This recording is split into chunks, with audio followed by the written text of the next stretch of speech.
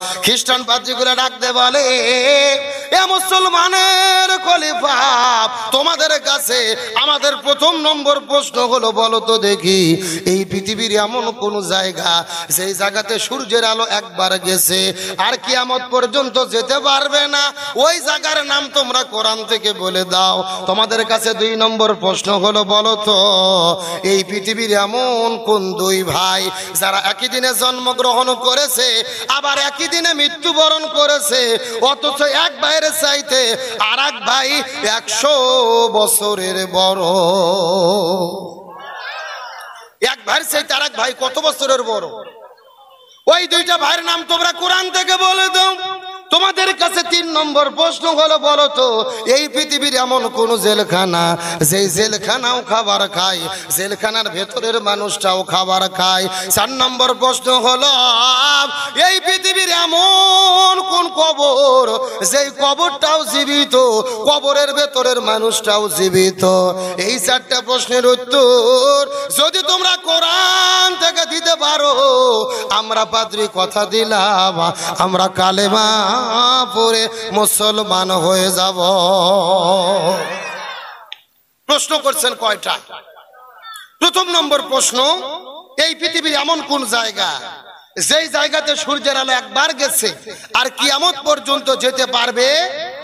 2 নম্বর প্রশ্ন, এই পৃথিবীর এমন কোন 2 ভাই যারা একই দিনে জন্মগ্রহণ করেছে আবার একই দিনে একই সঙ্গে মৃত্যুবরণ করেছে, অথচ এক ভাইয়ের চাইতে আর এক ভাই কত বছরের বড়? ওই 2টা ভাইয়ের নাম তোমরা কোরআন থেকে বলে দাও। তোমাদের কাছে 3 নম্বর প্রশ্ন, এই পৃথিবীর এমন কোন জেলখানা যেই জেলখানাও খাবার খায়, জেলখানার ভেতরের মানুষটাও খাবার খায়। সুবহানাল্লাহ। 4 নম্বর প্রশ্ন, এই পৃথিবীর এমন কোন কবর যেই কবরটাও জীবিত, কবরের ভেতরের মানুষও জীবিত। চিৎকার করে বলেন আল্লাহু আকবার। চিৎকার করে বলেন তো দেখি প্রশ্ন করেছেন কয়টা? হযরত ওমর ফারুক রাদিয়াল্লাহু তাআলা হযরত আলীকে ডাক দেওয়ার পর আলীকে ডাক দে বলে, আলী রে, রাসূল পৃথিবী থেকে বিদায় নিয়ে চলে গেছেন, কিন্তু রাসূল ঘোষণা করে বলে গেছে, আনা মাদিনাতুল ইলমি ওয়া আলী বাবুহা, আমি যদি মদিনার জ্ঞানের শহর হই, হযরত আলী হলো তার দরজা। আলী রে, রাসূল পৃথিবী থেকে বিদায় নিয়ে চলে গেছে। এই 4টা প্রশ্নের উত্তর তুমি কোরআন থেকে দিয়ে দাও। এমন সময় হযরত আলী পবিত্র কোরআন বের করে এই 4টা প্রশ্নের উত্তর দিয়ে দিল। সঙ্গে সঙ্গে পাদ্রীগুলো কালেমা পড়ে মুসলমান হয়ে গেল। হযরত আলী কোরআন থেকে বের করে এই 4টা প্রশ্নের উত্তর কি দিয়েছিল আপনাদের কি জানতে মন চাই? জানতে মন চাই? শেষ পর্যন্ত থাকবেন ইনশাআল্লাহ।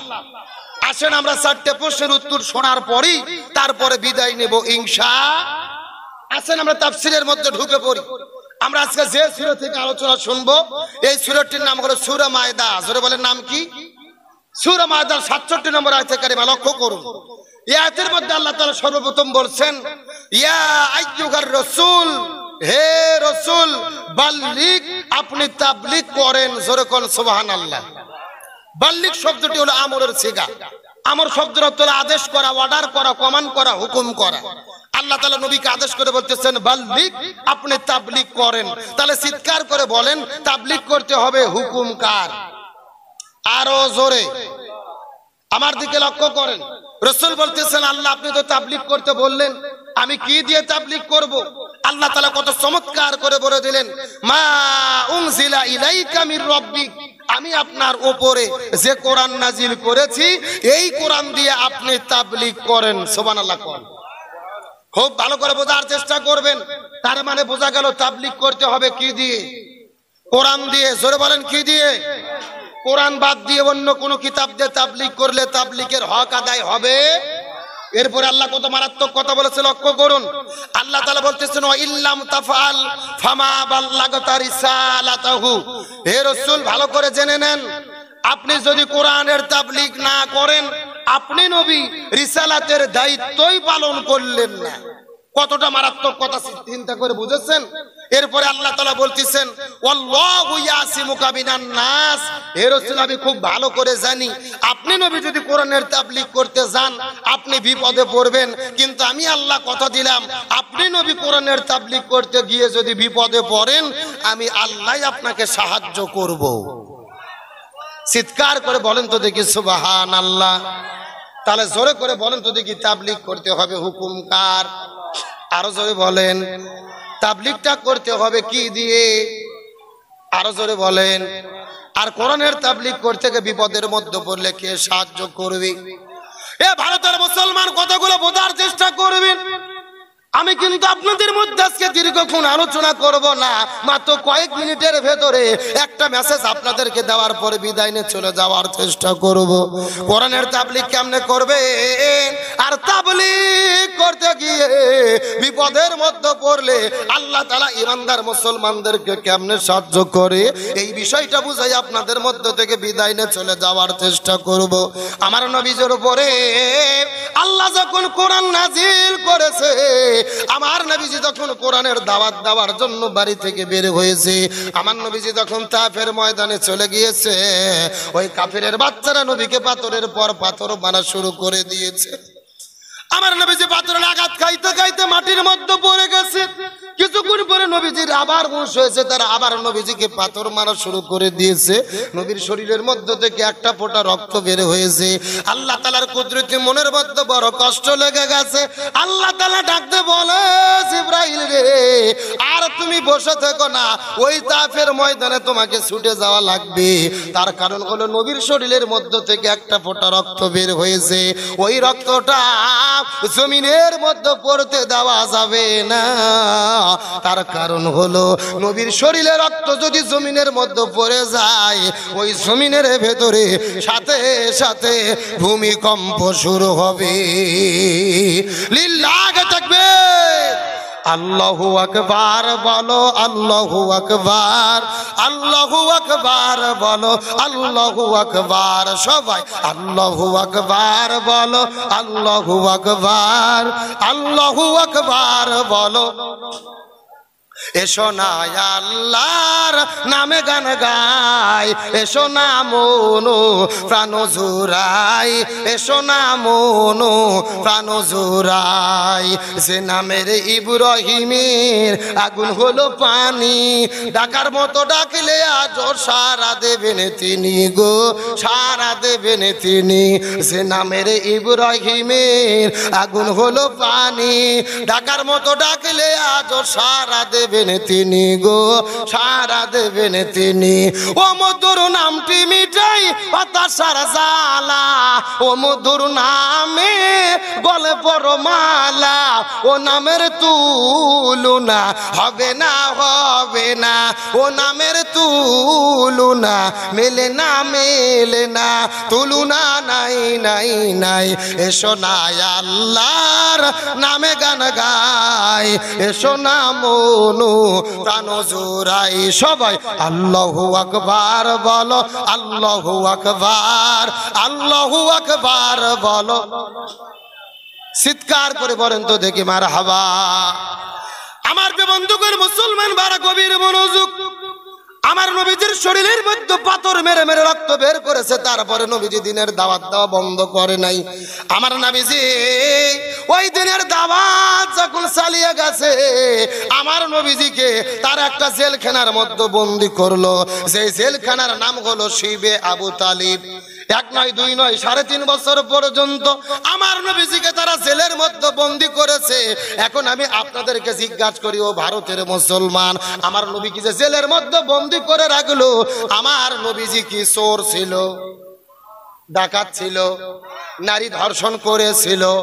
তাহলে কিসের জন্য আমার নবীজিকে জেলের মধ্যে বন্দী করে রাখা হলো? কালেমার দাওয়াত দেওয়ার কারণে, ইমানের পরীক্ষা দিতে গিয়ে আমার নবীজি জেলের মধ্যে বন্দী ছিল। এখান থেকে বোঝা গেল, ও ভারতের মুসলমান, আমরাও যদি কোরআনের কথা বলি, কোরআনের পথে চলি, ইমানের পরীক্ষা দিতে গিয়ে আমাদের নবীর মতো মাঝে মধ্যে আমাদেরকেও জেলে যাওয়া লাগতে পারে। তার মানে বোঝা গেল কোরআনের পক্ষে থাকলে বিপদ আছে না নাই? এ সবাই কথা বলেন, বিপদ আছে না নাই? কিন্তু বর্তমানে পৃথিবীতে সবাইকে বিপদে পড়ছে। যারা ভণ্ডামি করতেছে এদের কোনো বিপদ নাই, অথচ যারা কোরআনের হক কথা বলে, কোরআনের সত্য কথা বলে, তারাই বিপদের মধ্যে পড়ে। কথা বলেন ঠিক কিনা? কিন্তু ইমানদার মুসলমানদেরকে হেফাজত করবে কে? আরো জোরে বলেন। আমার বন্ধুগণ মুসলমান বারা গভীর মনোযোগ। আল্লাহ তাআলা ইমানদারদেরকে কেমনে সম্মান দান করে বিষয়টা বোঝানোর জন্য আপনাদেরকে সামনের দিকে নিয়ে চলে যেতে চাই। এই ভারত উপমহাদেশের ভেতরে একজন জগৎ বিখ্যাত আল্লাহর ওলি ছিলেন আল্লামা খাজা কুতুবউদ্দিন আলবেক আল কাকি রহমাতুল্লাহ আলাইহি। কথাগুলো সুন্দর করে মনোযোগ দিয়ে বোঝার চেষ্টা করবেন। আল্লামা খাজা কুতুবউদ্দিন আলবেক আল কাকি রহমাতুল্লাহ আলাইহি সেদিন পৃথিবী থেকে বিদায় নিয়ে চলে যাবেন, তার মৃত্যুর পূর্বে সমস্ত ছাত্রদেরকে ডাক দিয়ে বলে, এ ছাত্ররা তোমরা ভালোভাবে জেনে নাও, আমার মৃত্যুর পরে জানাজার নামাজ পড়ার কোনো দরকার নাই। আমার মৃত্যুর পরে তোমরা বিনা জানাজায় আমার লাশটাকে তোমরা কবরে কাফন করে দিবি। আমার বন্ধুগণ মুসলমান বারা গভীর মনোযোগ। সমস্ত ছাত্ররা কান্না করতে করতে বলে, হুজুর এটা আপনি কেমন কথা বললেন?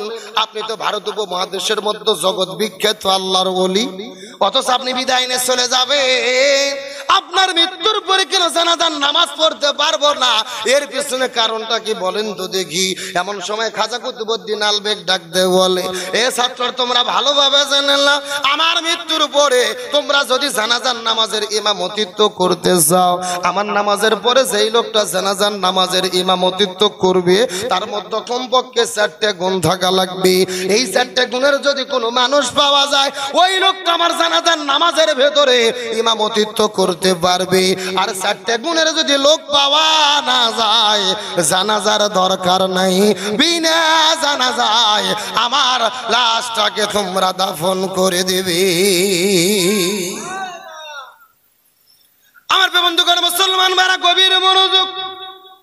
এই কথা বলার পরে সমস্ত ছাত্ররা কান্না করতে করতে বলে, হুজুর আপনি পৃথিবী থেকে বিদায় নিয়ে চলে যাবে, তবে আপনার জানাজা পড়তে গেলে কি কি 4টে শর্ত লাগবে, কি কি 4টে গুণ লাগবে দয়া করে বলেন তো দেখি। খাজা ডাকতে বলে, আমার মৃত্যুর পরে যেই লোকটা জানাজার নামাজের ইমামতিত্ব করবে তার মধ্যে সম্পর্কে 4টে গুণ থাকা লাগবে। তার মধ্যে প্রথম নম্বর গুণ হলো, যেই লোকটা আমার মৃত্যুর পরে আমার জানাজার নামাজের ইমামতিত্ব করবে এই লোকটা এমন একজন লোক হবে যেই লোকটা 40 বছর ধরে তাকবীরে উলার সঙ্গে জামাতে নামাজ আদায় করেছে। আর একটু জোরে বলুন না সুবহানাল্লাহ। চিৎকার করে বলেন তো দেখি কত বছর? আরো জোরে বলেন। যেই লোকটা 40 বছর ধরে জামাতে নামাজ আদায় করেছে, আমার নামাজের মধ্যে জানাজার নামাজের মধ্যে ইমামতিত্ব করবে, ওই লোকের মধ্যে 4টা গুণ থাকা লাগবে। প্রথম নম্বর গুণ হলো 40 বছর জামাতে নামাজ আদায় করেছে। আর 2 নম্বর গুণ হলো, সেই লোকটা আমার মৃত্যুর পরে জানাজার নামাজের ইমামতিত্ব করবে, তার মধ্যে 2 নম্বর যেই গুণটা থাকা লাগবে, শুধু 40 বছর ধরে ফরজ নামাজ পড়লে হবে না, 40 বছর ধরে ফরজ নামাজ পড়ার পাশাপাশি গভীর রজনীতে ঘুম থেকে উঠে উঠে উঠে উঠে তাহাজ্জুদের নামাজটাও পড়তে ভুল করে না। 1 নম্বর 40 বছর ধরে ফরজ নামাজগুলো আদায় করেছে, 2 নম্বর 40 বছর ধরে তাহাজ্জুদের নামাজগুলো আদায় করেছে। আর 3 নম্বর গুণ হলো, এই লোকটা যুবক হওয়ার পরে জীবনে কোনোদিন কোনো মহিলার দিকে ইচ্ছা করে তাকাই নাই, যদি তার চোখটা চলে গেছে চক্ষুটা সঙ্গে সঙ্গে ফেরাইয়া নিয়েছে। আর 4 নম্বর গুণ হলো, আমি আপনাদেরকে জিজ্ঞাসা করি বলেন তো দেখি, আসরের ফরজ নামাজ কয় রাকাত? আরো জোরে বলেন। এই 4 রাকাত ফরজের আগে সুন্নাত আছে কয় রাকাত? এই 4 রাকাত সুন্নাত তো পড়া দূরের কথা আমরা অনেকে জানি না। অথচ খাজা ডাকতে বলে, আমার মৃত্যুর পরে যেই লোকটা জানাজার নামাজের ইমামতিত্ব করবে তার মধ্যে 4 নম্বর যেই গুণটা থাকা লাগবে, যেই লোকটা 40 বছর ধরে আসরের 4 রাকাত ফরজের আগে 4 রাকাত সুন্নাতটাও পড়তে ভুল করে না। আমার বন্ধুগণ মুসলমান মারা গভীর মনোযোগ। তাহলে আমি আপনাদেরকে জিজ্ঞাসা করে বলেন তো দেখি, খাজা বিদায় নিয়ে চলে গেছেন, জানাজার জন্য শর্ত আছে কয়টা? আরো জোরে, সাউন্ড নাই। আচ্ছা, আপনারা কি রাগ করতেছেন নাকি? মন খারাপ করতেছেন? এই যে আমি বসে আছি একেবারে সোজা, ডান দিকে এক ভাগ, বাম দিকে এক ভাগ। আপনারা মুখ বন্ধ করে থাকেন, আপনারা বলেন তো দেখি, খাজার জানাজার জন্য শর্ত আছে কয়টা? আরো জোরে। আপনারা মুখ বন্ধ করে থাকেন, আপনারা বলেন তো দেখি, খাজার জানাজার জন্য শর্ত আছে কয়টা? ওরে বাবা, কেরা ভাগ করে দেন, সাউন্ড বাড়তিছে, তার মানে আপনারা আলসামি করতেছেন না। আমার বন্ধুগণ মুসলমান বারা গভীর মনোযোগ। মাত্র কয়েক মিনিট আপনাদের মধ্যে কথা বলবো। ডানে যারা আছেন কথা বলবেন, বামে যারা আছেন কথা বলবেন, মঞ্চে যারা বসে আছেন তারাও কথা বলবেন। সবাই মিলে চিৎকার করে একসঙ্গে বলেন তো দেখি, চতুর্দিকে যারা বসে আছেন তারাও কথা বলবেন। সবাই মিলে চিৎকার করে একসঙ্গে বলেন তো দেখি, খাজার জানাজার জন্য শর্ত আছে কয়টা? আরো জোরে। জোর হলো না? খাজা পৃথিবী থেকে বিদায় নিয়ে চলে যাবে, তার মৃত্যুর পরে এই চারটা শর্তের লোক খুঁজে পায় কিনা, জানাজা হয় কি না হয়, এই আলোচনাটাকে শুনতে আপনারা রাজি আছেন? আরো জোরে বলেন, রাজি আছেন? আলোচনা চলছে, এ জোরে বলেন, চলছে। আমার বন্ধুগণ মুসলমান বারা গভীর মনোযোগ। এই চারটা শর্ত দেওয়ার পরে পরের দিন সকালবেলা খাজা সকালবেলা পৃথিবী থেকে বিদায় নিয়ে চলে গেলেন। খাজার মৃত্যু বরণ হয়ে গেল। কথাগুলো সুন্দর করে বোঝার চেষ্টা করবেন। খাজা পৃথিবী থেকে বিদায় নেওয়ার পরে চতুর্দিক থেকে হাজার হাজার মানুষের এসেছেন তার জানাজার নামাজ পড়ার জন্য। লক্ষ লক্ষ মানুষের আসার পরে তার জানাজার মধ্যে সে চোখের পানি ফেলে কান্না করতেছে। এখন আমি আপনাদেরকে জিজ্ঞাসা করি, বলেন তো দেখি, আজকেও পৃথিবীর ভেতরে আলেমেরা বিদায় নিলে মানুষেরা চোখের পানি ফেলে কান্না করে দোয়া করে কি করে না? তাহলে চিৎকার করে বলেন, খাজার জানাজার জন্য শর্ত আছেন কয়টা? আরো জোরে বলেন। আমার বন্ধুগণ মুসলমান ভাড়া গভীর মনোযোগ বোঝার চেষ্টা করবেন। ওই যে খাজা পৃথিবী থেকে বিদায় নিয়ে চলে গেলেন, খাজার মৃত্যুর পরে হাজার হাজার মানুষেরা তার জানাজার নামাজের মধ্যে চলে গেছে। মনে আছে না নাই? তাল্লাশের কাছে যে চোখের পানি ফেলে কান্না করে দোয়া করে দিয়েছে। কিন্তু আশ্চর্যজনক ঘটনা ঘটে গেল, জোহর নামাজ পার হয়ে যায়, জানাজা হয় না। আসর নামাজ পার হয়ে যায়, জানাজা হয় না। লক্ষ লক্ষ মানুষ কান্না করতে করতে করতে করতে সমস্ত মানুষ ডাক দিয়ে বলে, পৃথিবীর মানুষেরা তোমরা কি খাজার জানাজা পড়বা না রে? আমরা অনেক দূর থেকে এসেছি, বাড়ির মধ্যে ফেরত চলে যেতে চাই।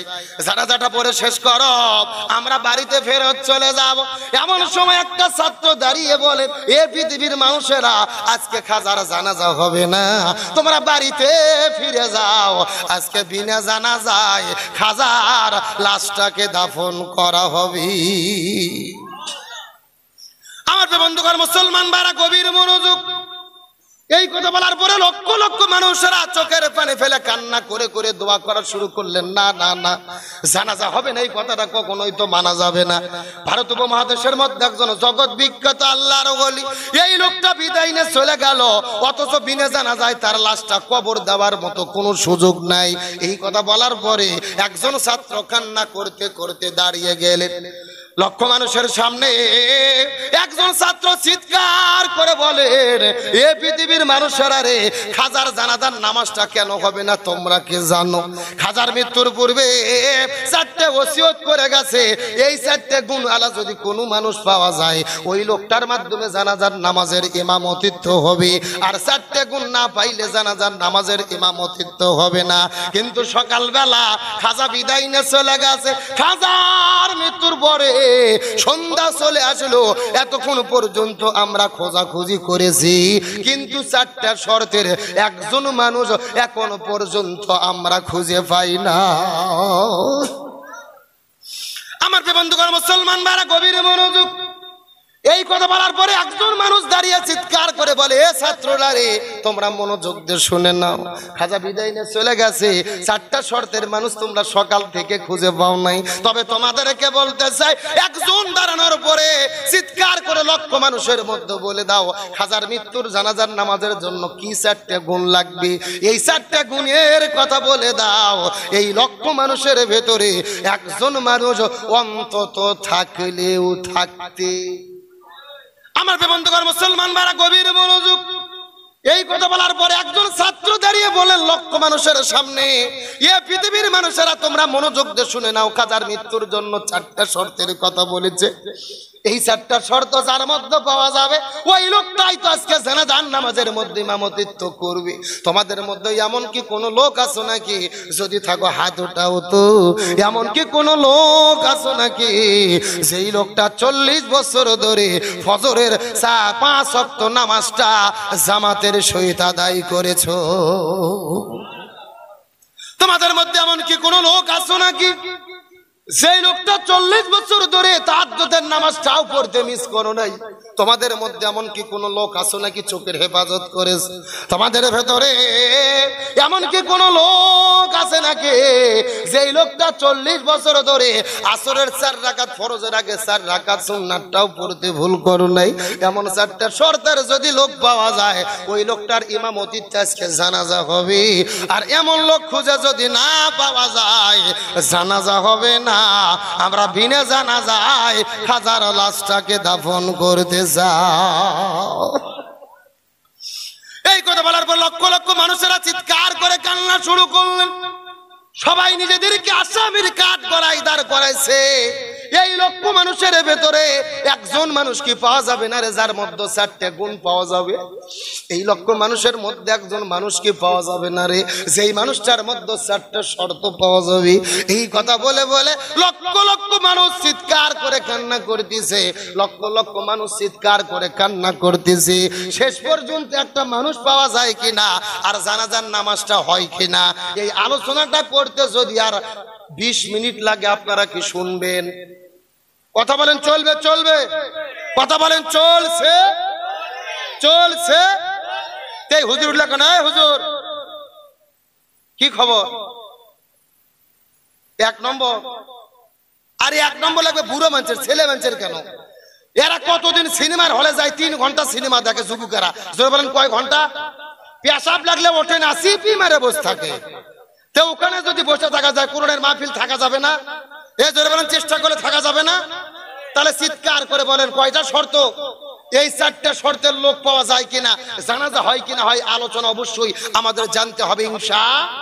তবে এখন যদি অনুমতি দেন আমি মহিলাদের জন্য 2 মিনিট কিছু বলবো, রাগ করবেন? আমার বন্ধুগণ মুসলমান ভাইরা গভীর মনোযোগ। তার কারণ হলো মা বোনদের জন্য আলোচনা করা দরকার। তার কারণ হলো ওনারাই দেশের সরকার, ক্ষমতার মধ্যে আসতেছে বারবার, আর পরিবারটা পুড়ে হচ্ছে সারখার। কতক্ষণ ঠিক কিনা? আমার প্রিয় মা বোনেরা কথা করে সুন্দর করে বোঝার চেষ্টা করবেন। আমার নবীজি ওই মিরাজের রজনীতে সর্বপ্রথম জান্নাতটা পরিভ্রমণ করার জন্য চলে গেলেন। ওই জান্নাতটা পরিভ্রমণ করার পরে আমার নবীজি সেখান থেকে যখন জান্নামের মধ্যে চলে গেলেন, জান্নামে যাওয়ার পরে আমার নবীজি জান্নাম পরিভ্রমণ করলেন। জান্নামটা পরিভ্রমণ করার পরে আমার নবীজি এই পৃথিবীতে আসার পরে নবীজির সঙ্গে যখন ফাতেমার দেখা হয়ে গেল, কিন্তু নবীজির মনটা খারাপ দেখার পরে ফাতেমা ডাকতে বলে, বাবা আপনার মনটা কেন খারাপ? রাসূল বলে, ফাতেমা রে আমার মনটা খারাপ হওয়ার কারণ হলো ভালোভাবে জেনে নে আমি জাহান্নামের ভেতরে দেখেছি অধিকাংশ মহিলারা জাহান্নামে যাবে। নাউজুবিল্লাহ। অধিকাংশ মহিলা যাবে কোথায়?